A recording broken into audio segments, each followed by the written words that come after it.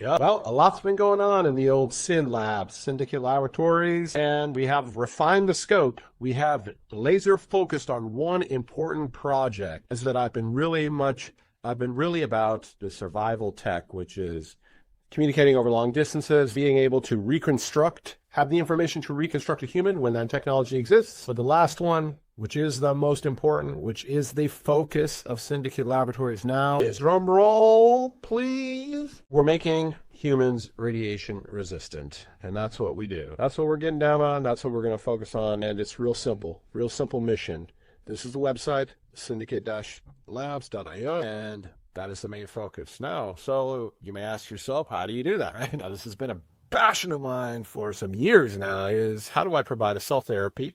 And there's your first hint. That will help mitigate a radiation environment or make humans radiation resistant. All right, so here, I'm going to start with what tools we have. That's what we're going to explain, what tools we have for this program. On the website, reminder, if you didn't know, I was the 2025 first round winner of the Humans in Space Challenge with this radiation biological countermeasures, this radiation mitigation strategy. And it was there, if you can see, it was reviewed by the board of evaluators, and they all thought it was a lovely idea.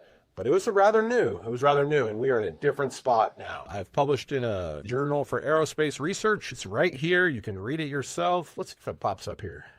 And it does. There it be. So check it out. Check it out if you'd like. And you can learn really the basics. Now, the program has evolved since this paper.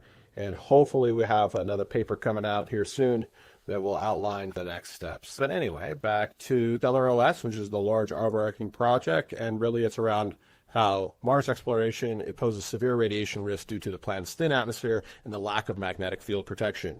So the current shielding mechanisms are insufficient for long-term missions, and I propose a mechanism of engineering mesenchymal stromal or stem cells that overexpress extracellular superoxide dismutase, or SOD3, and then having a whole new mechanism of CXCR4, which is all the genetic expression, and the countermeasures against radiation injury. And it is really based on promising results that have already been demonstrated in mice with my own flame. Now, let's get back to the tools. So the first tool we have is, after we identify the engineering mechanism and really the DNA stuff, how do you have MSC overexpress SOD3? Well, that I have in the works. And so basically there's three methods, right? Through electroporation, MSCs.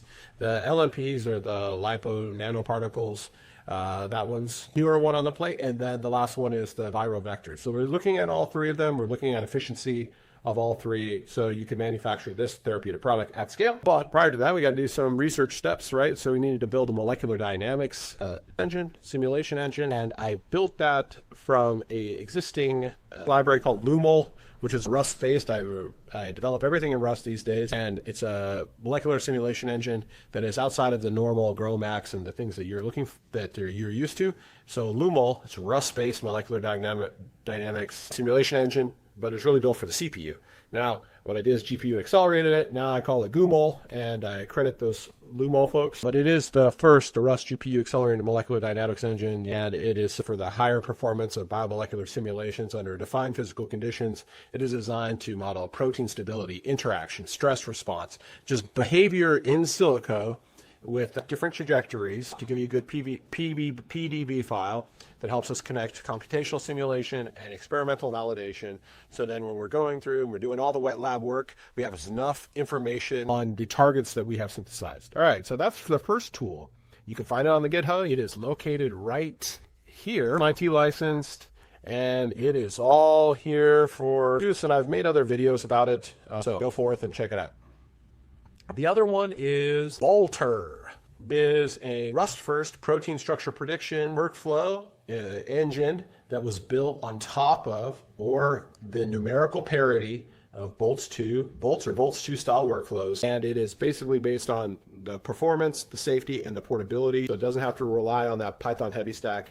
It is structured really mechanisms so we're starting here with the BoltR builder that really refines the file. Let's see if we can click on this one here. So you can see, so you can get your FASTA, your protein structures and everything all set up. So it's like the AlphaFold server, like the pre-processing for AlphaFold server, but it's built for BoltR. All right, then We have BoltR proper, which is just a picture of the UI, which BoltR, again, it is a numerical parity using bolts and bolts 2 and the libtorch bindings for Rust. It is a Rust native.